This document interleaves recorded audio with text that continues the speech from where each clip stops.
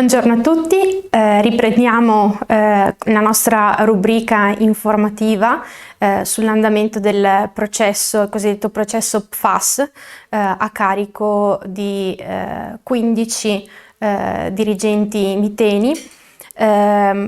Riprendiamo oggi perché oggi è stata una giornata particolare, si è tenuta un'ulteriore udienza dibattimentale davanti alla Corte d'Assise di Vicenza e proprio oggi le associazioni sindacali e quindi anche la CISL nelle sue 3 articolazioni, CISL del Veneto, CISL provinciale di Vicenza e FENCA CISL sempre di Vicenza, hanno rassegnato attraverso la sottoscritta, che è difensore delle parti civili che ho appena nominato, hanno rassegnato, dicevo, le loro conclusioni. Conclusioni che sostanzialmente hanno ripercorso l'andamento del processo e quello che è soprattutto emerso all'esito dell'istruttoria dibattimentale. Come abbiamo illustrato nei precedenti video, tra udienza preliminare e udienze dedicate poi all'audizione dei testimoni, sono già ormai diversi anni che questo processo prosegue. All'esito appunto di tutte quelle che sono state le udienze dedicate alle prove testimoniali e all'esame dei consulenti, possiamo dire che all'esito anche poi quella che è stata la requisitoria del pubblico ministero, che ci siano insomma degli solidi elementi per sostenere le accuse formulate dal pubblico ministero appunto a carico dei dirigenti miteni.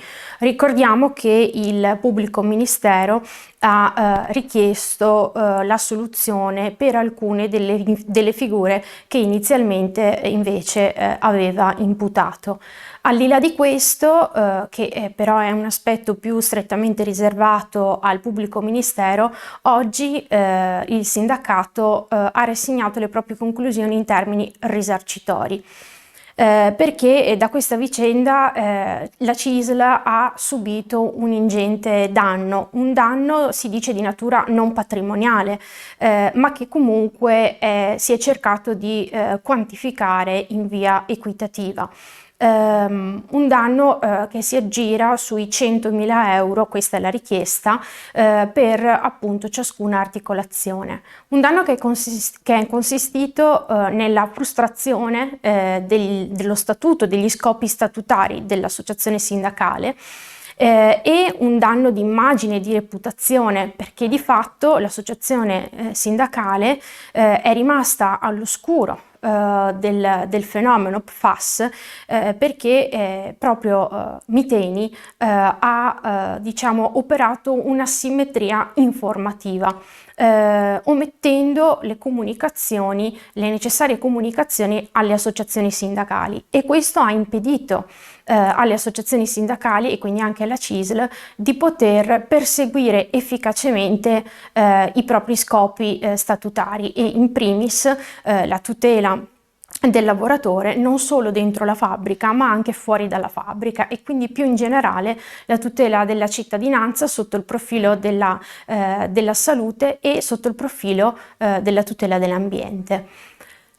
Oggi abbiamo rassegnato quindi queste conclusioni, queste richieste risarcitorie. Le prossime udienze saranno dedicate alla conclusione delle discussioni delle altre parti civili e inizierà poi invece la discussione dei responsabili civili e quindi poi degli imputati. Contiamo pertanto di rivederci a breve per nuovi aggiornamenti sull'andamento del processo.